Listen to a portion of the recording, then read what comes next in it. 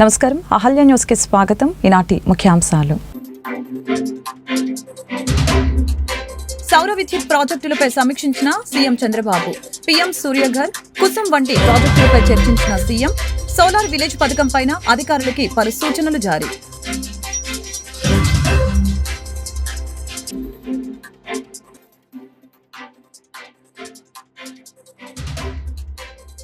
ప్రజా దర్బార్ కార్యక్రమంలో పాల్గొన్న మంత్రి నారా లోకేష్. ప్రజల వద్ద నుంచి నేరుగా సమస్యల్ని తెలుసుకుంటున్న వైనం. సత్వర సమస్యల పరిష్కారానికి ప్రజా దర్బార్కి పోటెత్తుతున్న ప్రజలు.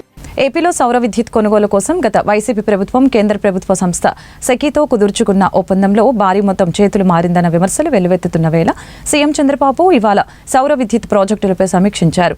పీఎం సూర్యఘర్, కుసుమ్ వంటి ప్రాజెక్టులపై చర్చించిన చంద్రబాబు కొన్ని కీలక నిర్ణయాలు కూడా తీసుకున్నారు. ఇందులో ముఖ్యంగా తన నియోజకవర్గం కుప్పంలో 100% సౌర విద్యుత్ ఇచ్చే పైలట్ ప్రాజెక్టు కూడా ఉంది. రాష్ట్రంలో 100% సోలార్ విద్యుత్ సరఫరా కోసం తన నియోజకవర్గం కుప్పంలో పైలట్ ప్రాజెక్టు ప్రారంభించాలని సీఎం చంద్రబాబు నిర్ణయించారు. త్వరలో ఇది కార్యరూపం దాల్చనుంది. దీంతో పాటు రాష్ట్రంలోని ప్రభుత్వ కార్యాలయాలకి సౌర విద్యుత్ ఇచ్చేందుకు నిర్ణయం తీసుకున్నారు. ఇందుకోసం సౌర విద్యుత్ పరికరాల ఏర్పాటుపైన చంద్రబాబు అధికారులతో చర్చించారు. వీటితో పాటు సోలార్ విలేజ్ పథకంపైన అధికారులు పలు సూచనలు చేశారు. ఆంధ్రప్రదేశ్ మంత్రి మంగళగిరి ఎమ్మెల్యే నారా లోకేష్ ఉదయం 6 గంటల నుంచి 7 గంటల వరకు ఉండవల్లి నివాసంలో ప్రజా దర్బార్ కార్యక్రమంలో పాల్గొన్నారు. ఇందులో భాగంగా ప్రజల వద్ద నుంచి ఈ సమస్యలను అడిగి తెలుసుకున్నారు. ప్రజల నుంచి నేరుగా సమస్యల్ని తెలుసుకుని వాటిని పరిష్కరించే దిశగా నారా లోకేష్ ప్రజా దర్బార్ నిర్వహిస్తున్న సంగతి తెలిసిందే. కూటమి ప్రభుత్వం అధికారంలోకి వచ్చిన నాటి నుంచి ప్రజా దర్బార్ని నారా లోకేష్ నిర్వహిస్తున్నారు. తన దృష్టికి సమస్యలు రాగానే వెంటనే వాటిని అధికారుల దృష్టికి తీసుకుని వెళ్లి పరిష్కరిస్తున్నారు. అందుకే ఎక్కువ మంది ప్రజలు ప్రజా దర్బార్కి వస్తున్నారు. ఈరోజు గుంటూరు నగరంలోని స్థానిక Guntur medical college gymkhana auditorium నందు 66వ annual state conference IMA Andhra Pradesh నిర్వహించారు. ఈ కార్యక్రమంలో ముఖ్య అధ్యక్షులుగా organizing committee member doctor Sanakkayala Umashankar garu, doctor అనగాని మాజుల గారు, డాక్టర్ శనక్కాయల రాజకుమారి గారు, డాక్టర్ ఎం అనురాధ గారు పాల్గొని పలు అంశాలపై ప్రసంగించారు.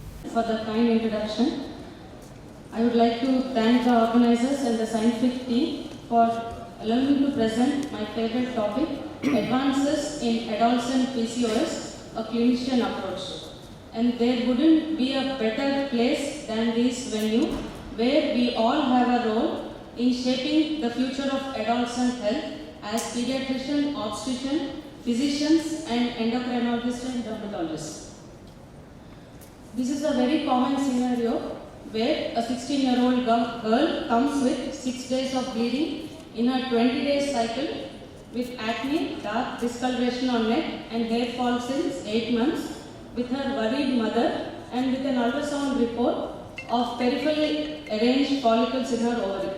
And our common diagnosis is polycystic ovaries, and the criteria for diagnosis is oligoovulation or anovulation, excess androgen activity and polycystic ovarian morphology. The dynamic physiological and anatomical changes occurring during puberty make diagnosis difficult and also managing is challenging. It is important to be mindful of the physiological changes which occur in adolescence and they mimic the symptoms of PCOS. My aim today is to present the latest data on diagnosis and management of adolescent patients with PCOS, and our aim is to improve the hormonal and metabolic status, prevention of future comorbid complications, improving the quality of life in young women with PCOS. So this is a well-known criteria for diagnosing PCOS. Any of the 2 criteria, if they are present, we diagnose as polycystic ovarian syndrome, that is hyperandrogenism, menstrual irregularities and polycystic ovarian morphology, which is now different in the advanced data.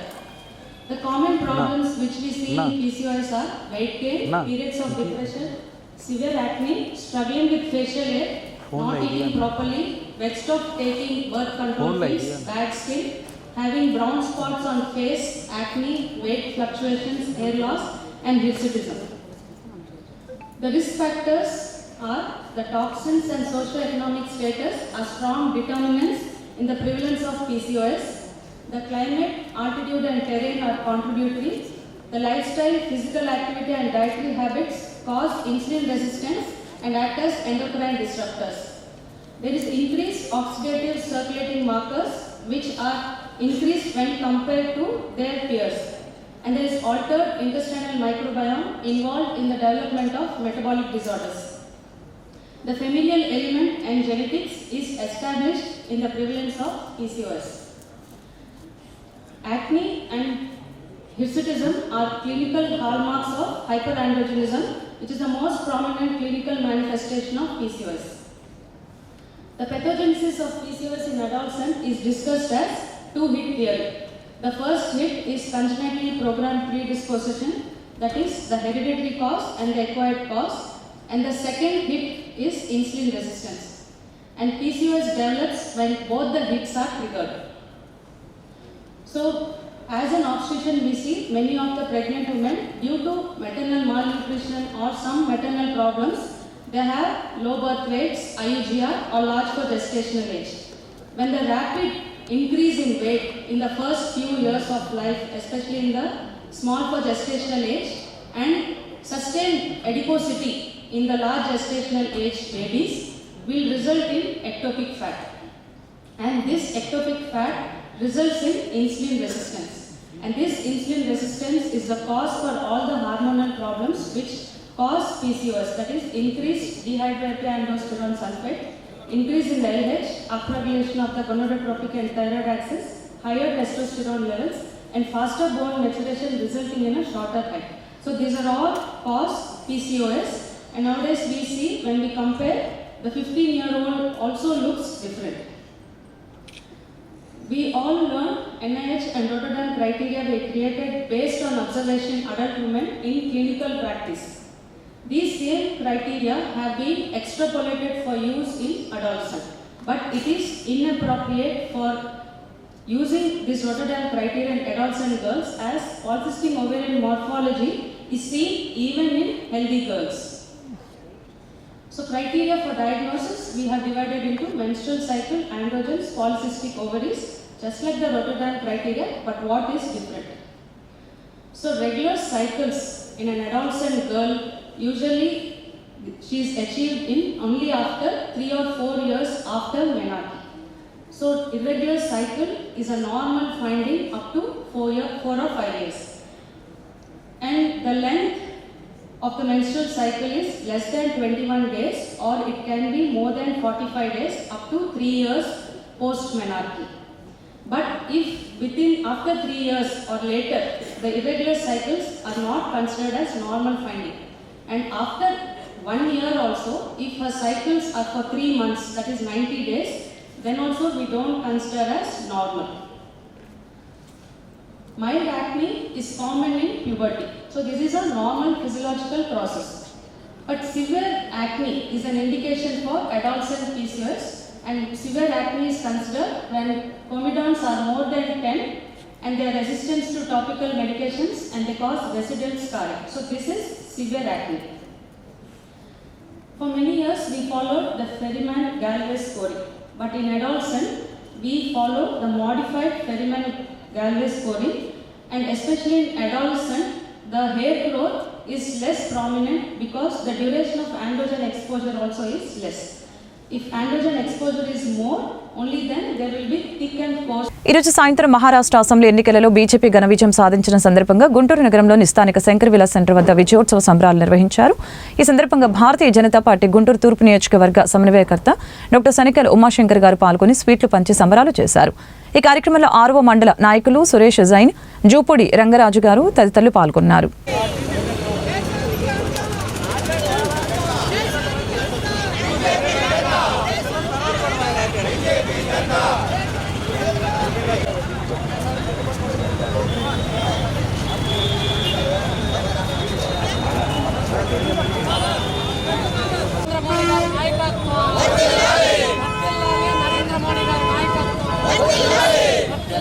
Amit Shah Modi గారి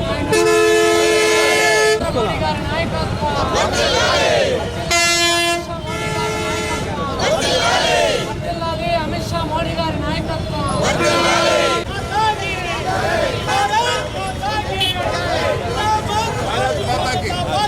NDA కూటమి ప్రభుత్వం వాలంటీర్లను నమ్మించి నిలువున మోసం చేసిందని వాలంటీర్ల సంక్షేమ సంఘం ఆరోపించింది. ఈ మేరకు వాలంటీర్లను కొనసాగించాలని డిమాండ్ చేస్తూ సోమవారం కలెక్టర్ కార్యాలయం వద్ద ధర్నా నిర్వహించింది. ఈ నిరసన కార్యక్రమాన్ని వ్యక్తం చేశారు. ఎన్నికల్లో ఇచ్చిన హామీ మేరకు వాలంటీర్లను కొనసాగించి 10,000 రూపాయల వేతనం ఇవ్వాలని యానిమేట్ నాయకులు జంగాల చైతన్య డిమాండ్ చేయడం జరిగింది. వాలంటీర్లు లేని కారణంగా రాష్ట్ర ప్రజలకి అనేక విధాలుగా సేవలు నిలిచిపోతున్నాయని తెలియజేశారు. వాలంటీర్లందరూ రోడ్డు మీదకి వచ్చారు.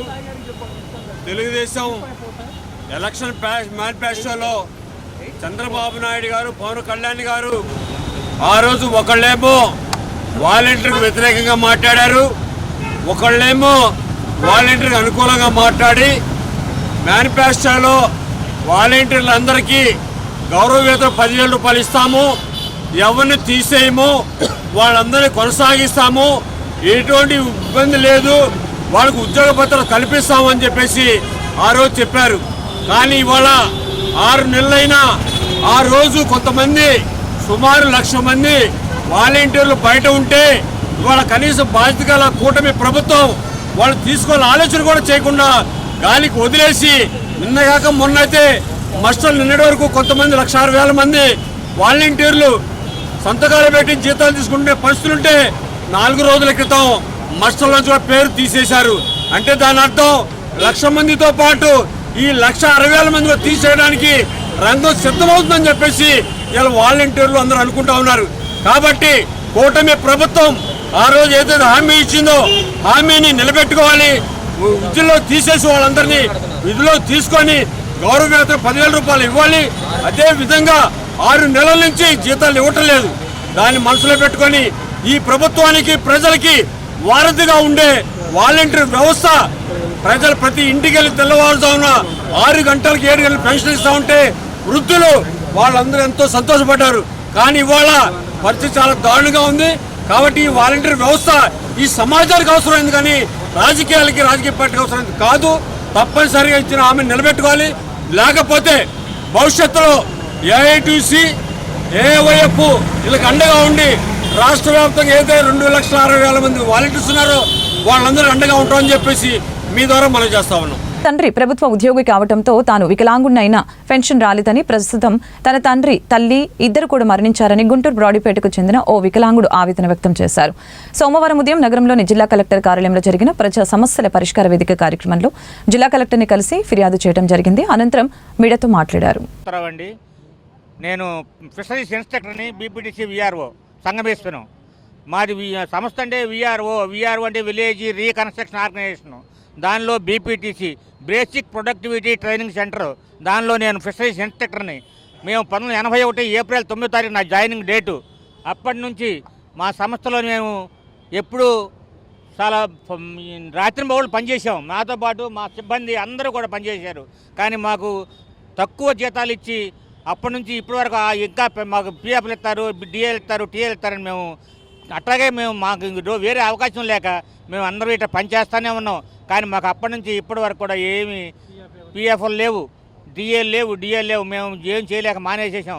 ఇందులో చాలామంది చనిపోయారు, చాలామంది మరి వితంతువులు, మరి అవిటి వాళ్ళు ఈ విధంగా నానా హింసపడుతున్నారు మమ్మల్ని. ఇప్పుడు మేము పిఎఫ్ కానీ కోర్టుకు వేస్తే ఇదిగో ఇస్తాం అదిగో ఇస్తామని మమ్మల్ని నానా హింసపడుతున్నారు. ఇవ్వట్లేదు. ఇంకా ఆ వెలంగి అనే ఫాదర్ గారు ఆయన వేరే మా సంస్థని ఉన్నటువంటి ఆస్తులన్నీ వేరే దానికోసం అమ్ముకుని, మాకని చెప్పి వేరే అమ్ముకుని ఆయన మాకు అసలు ఏమాత్రం మమ్మల్ని అసలు ఈ హెడ్ ఆఫీస్ ఇక్కడ గుంటూరు దగ్గర అండి. మామూలుగా ఫస్ట్ పెదకాకాని బైపాస్ రోడ్లోనండి. అది మా హెడ్ ఆఫీసు. ఫస్ట్లో అయితే హైదరాబాద్ అండి. హైదరాబాద్ నుంచి తీసి ఇక్కడ మార్చారు. ఇక్కడ అసలు హెడ్ ఆఫీస్ పెట్టారు. ఇప్పుడు ఈ మొత్తం అన్ని మన దాదాపు అన్ని జిల్లాల్లోనూ పెట్టారు. మన ఇండియాలో చాలా వరకు అన్ని రాష్ట్రాల్లోనూ కూడా ఉంది. అయినా కానీ మరి ఫాదర్ ఎంబీఏ విండి గారు ఆయన ఉన్నంత వరకు మాకు ఏ లోటు లేదు. ఆయన చనిపోయిన తర్వాత మమ్మల్ని ఈ విధంగా ఇబ్బంది పెడుతున్నారు. మరి మేము రాత్రి వాళ్ళు పనిచేసామే కానీ మేము టీఎల్కి డిఎల్కి నోచుకోలేదు. కనీసం పిఎఫ్లు కూడా మాకు ఇవ్వట్లేదు. దానికోసం మేము కోర్టుకు వెళ్ళాం. మరి కోర్టులో ఏం జరిగిందని మనకి ఏం చెప్పారు? లాస్ట్ మీటింగ్లో ఏం చెప్పారు? కోర్టు ఆర్డర్ ఇచ్చిందా? మనకి ఇవ్వలేదా?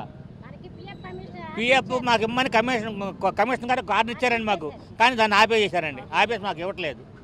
మమ్మల్ని ఇబ్బంది పెడుతున్నారు. సమగ్ర కుల గణాంకంపై డిప్యూటీ కలెక్టర్ శ్రీదేవికి మెమరాండం అందజేసిన కృష్ణా జిల్లా బీసీ సంక్షేమ సంఘం జిల్లా అధ్యక్షులు కుక్కల వీర వెంకట సత్యనారాయణ. బ్రిటిష్ కాలం నుంచి ఏర్పడిన కులగణన జనగణన లెక్కల్ని ప్రతి 10 సంవత్సరాలకు ఒకసారి చేయాల్సి ఉండగా జనగణన జరుగుతుంది కానీ కులగణన జరగటం లేదని, వెనుకపడిన ఓబీసీలని అణచివేతకు గురి చేస్తూ సమాజంలో అట్టడుక్కి నెట్టేశారని చెప్పారు. కులగణన వెనువెంటనే చేపట్టాలని డిమాండ్ చేశారు. కార్యక్రమంలో రాష్ట్ర ఉపాధ్యక్షులు అందే జగదీష్ మరియు కృష్ణా జిల్లా అధ్యక్షులు కుక్కల వీర వెంకట సత్యనారాయణ, బోలం వెంకటేశ్వరరావు, బొర్రా కాశీ తదితరులు పాల్గొన్నారు. ఆంధ్రప్రదేశ్ బీసీ సంక్షేమ సంఘం అధ్యక్షులు గౌరవనీయులు కేశం శంకర్రావు గారి పిలుపు మేరకు 26 జిల్లాల కలెక్టర్లకి కృష్ణా జిల్లా బీసీ సంక్షేమ సంఘం తరఫున కేంద్ర రాష్ట్ర ప్రభుత్వాలు కులగణన మరి జనగణన చేపట్టాలని, కులగణన జనగణన అనేది గత 50 సంవత్సరాల నుంచి కూడా 10 సంవత్సరాలకు ఒకసారి కులగణన జనగణన చేపట్టి వారి దామాషా ప్రకారం బీసీలకి రావాల్సినటువంటి రాజకీయంగాను ఉద్యోగపరంగాను మరి స్థానిక సంస్థల్లో 35% రిజర్వేషన్ పెట్టి మరి ఆర్థికంగాను అన్ని రకాలుగా కూడా ఈ కేంద్ర రాష్ట్ర ప్రభుత్వాలు, గత ప్రభుత్వాలు కానీ ఇప్పుడున్న ప్రభుత్వం కానీ అన్నీ కూడా బీసీలకు కులగణన చేస్తామని చెప్పి వాగ్దానాలు చేస్తున్నాయి. కొన్ని స్టేట్లో అయితే జరుగుతున్నాయి, కులగణన జరుగుతుంది.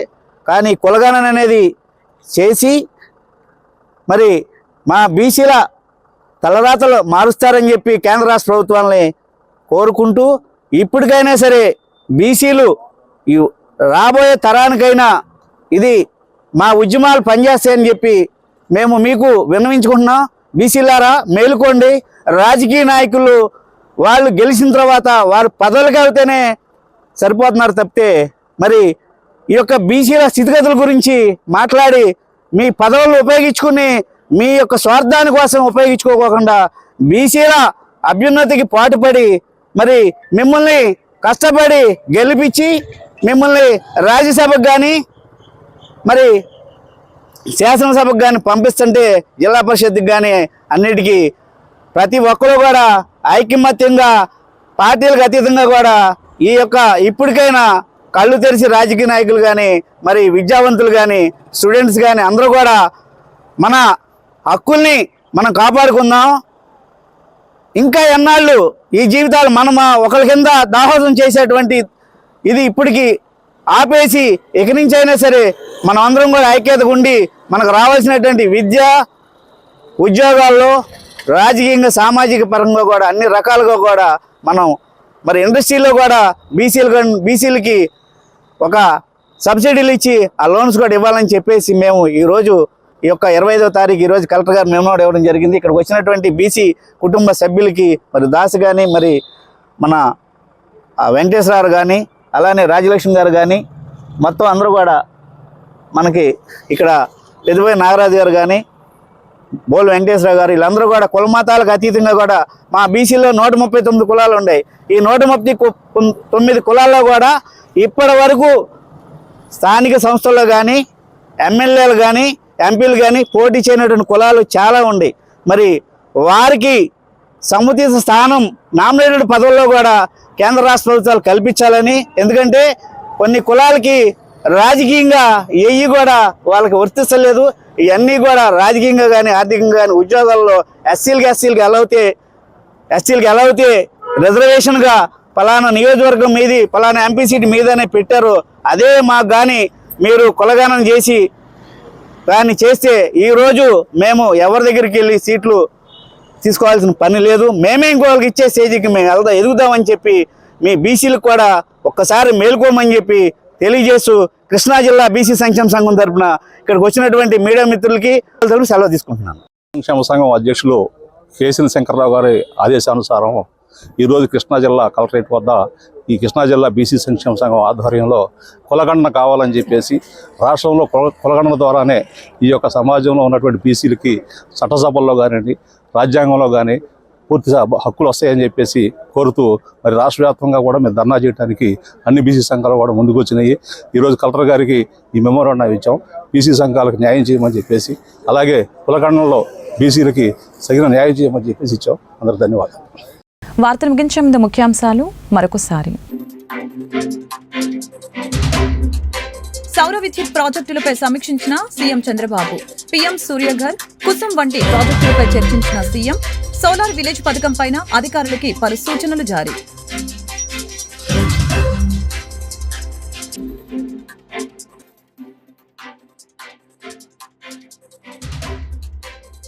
ప్రజా దర్బార్ కార్యక్రమంలో పాల్గొన్న మంత్రి నారా లోకేష్. ప్రజల వద్ద నుంచి నేరుగా సమస్యల్ని తెలుసుకుంటున్న వైనం. సత్వర సమస్యల పరిష్కారానికి ప్రజా దర్బార్కి పోటెత్తుతున్న ప్రజలు. ఈ వార్తలు ఇంతటితో సమాప్తం. మరొక బులెటిన్లో మళ్ళీ కలుద్దాం. నమస్కారం.